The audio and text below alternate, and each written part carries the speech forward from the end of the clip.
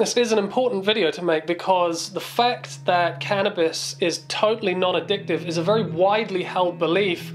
Yet I've known and worked with a lot of people who are saying that habitual smoking has become a really big obstacle to them getting on with their lives, and they're finding it very difficult to stop. Now, it is true that none of the nutrients, the constituents, or the active phytocannabinoids in marijuana, none of them are physiologically addictive at all. So there's no physiological withdrawal that takes place when somebody has to go without them. So it's not an addictive substance, and technically smoking weed can be given up at any point with no negative repercussions. Our own endocannabinoid system, which is found throughout the brain and the central and peripheral nervous systems, it doesn't show any signs of dependency on the plant cannabinoids that plug into it. So it really has nothing to do with weed being physiologically addictive, because it's not. But it does have everything to do with people forming psychological and emotional dependencies on it, which turns into a habit and it becomes difficult to stop. Why does this happen though? Well, there's a couple of ways this works. One of the main active cannabinoids in cannabis, called THC, increases the availability of dopamine within the brain. Now, dopamine is a neurotransmitter that's very closely associated with the brain's reward mechanism. So dopamine levels are inhibited by another neurotransmitter called GABA. And this is how smoking weed increases dopamine, because the THC blocks the function of GABA, allowing dopamine levels to rise. When the effects of smoking weed wear off though, so do the elevated dopamine levels. And this is really the crux of the whole matter here, because in today's society, so many people are experiencing a profound absence of meaning, of purpose, and direction in their lives. So instead of being motivated and driven to just get up and do things with their lives, a lot of people are feeling very lost, they're feeling very alone, and the need to manufacture positive mental and emotional states presents itself. This dopamine supplementing habit can help us to feel temporarily content with our current situation, whatever that may be. And although this is an excellent and much needed form of medicine for a lot of us, because it really helps us to appreciate what we have rather than always wanting more, but it is easy to overdo it and to start to feel contentment on a daily basis simply by doing things like watching TV or playing video games. So then it becomes harder for us to feel motivated to get up and actively challenge ourselves and accomplish new things. So like a lot of other addictions, this pretty much does stem from the individual lacking any kind of solid, spiritual or purposeful foundation in their lives, and they feel in some way incomplete, and they try to find what they're lacking outside of themselves, which is of course not really possible. I mean, I tried to do that for a very long time and it didn't work. Another cannabinoid found in marijuana called cannabidiol, or CBD, has been shown to increase the sensitivity of serotonin receptors within the brain. Now, serotonin is another neurotransmitter that regulates our mood, amongst a lot of other things. But it's really important to point out here that both THC and CBD show antidepressant and anti-anxiety properties at low doses. But when they're taken excessively, they can end up having the complete opposite effect, because the brain gets used to a constant supply of dopamine from an outside source, and serotonin reserves can become depleted over time if we're smoking a lot on a daily basis, which is basically just going to lower our mental state and our ability to cope. Now, interestingly, because THC is what creates the immediate high that we get when we smoke weed, plants have been bred for years now to just have a really high THC content with very little consideration given to CBD or the other 100 or so cannabinoids that are naturally present in cannabis.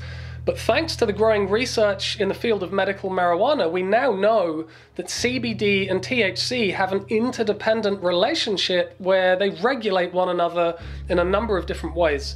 For example, really high concentrations of THC are commonly associated with the kind of paranoia, anxiety, and panic attacks that some people experience when they smoke weed. But CBD is an anxiolytic substance that actually decreases worry, it decreases anxiety and paranoia. So it counterbalances THC, providing a much more tempered and balanced overall effect. Plus, CBD slows down the onset of the high and makes it last a bit longer with a lot less psychological turbulence. When we use weed that's been cultivated to prioritize THC above everything else, then we're going to get more extreme effects from it. But when we use weed that's been cultivated in a more holistic and balanced way to provide a more complete profile of the hundreds of different compounds that are in this plant, then we're likely to get a more balanced and holistic effect from using it, and probably be less inclined to use it compulsively and abuse it.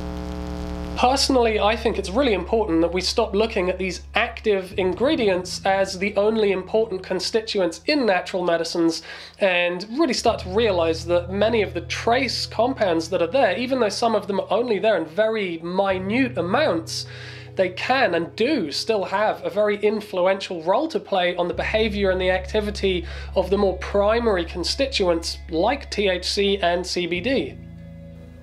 Isolated concentrated extracts or plants that have been very heavily manipulated in their cultivation, these things obviously have their place in treating disease, but I'd say for less intensive use, full spectrum products and plants that are grown more holistically, it probably makes a lot more sense, because as we now know, cannabis offers innumerable health benefits. It's an anti-epileptic medicine, it's anti-convulsive, neuroprotective, anti-inflammatory, it's an antidepressant, it's anti-anxiety, it can regulate blood pressure, it has analgesic properties, it's actually a very powerful pain reliever, it's a very good anti-cancer medicine, it can inhibit the growth of tumors, and it can cause malignant cell apoptosis, and a whole host of other benefits. So really the right form of this medicine, the right kind of preparation, really needs to be connected with the specific need of the individual. Anyway, without digressing too much, the origins of marijuana addiction, in my opinion, are of a more existential nature than a physiological one, because once we figure out what the fuck we're doing here on this planet with this life that we have, we're going to be dramatically less likely to succumb to any kind of addiction, whether it be drug-related, gambling, pornography, or even social media or whatever. Because at that point, we're going to be much better able to connect with plants like cannabis and harvest genuine benefits from it without feeling this compulsion to overuse it. So balance and moderation really are the keys, because too much of what we consider to be a good thing is nearly always going to turn around and bite us on the ass. So the message of moderation, it's really encoded into the very chemical nature of this plant, in the way that the main active constituents regulate and complement one another. And to be honest, the message of moderation and balance is integral to nature in general. We've just become so disconnected from the natural rhythms and cycles that we tend to fumble our way through life, always entrusting our fate to some other experts, rather than using our own intuitive common sense. So the conclusion is thus: microscopic analysis can tell us a lot about specific chemicals in a plant, but to know how to use that plant, we really need to rely less on scientific conjecture and try to reconnect with nature in much the same way as our ancestors did, because they used this plant conscientiously, sustainably, and with great wisdom, and harvested immense benefit from it for thousands of years after all.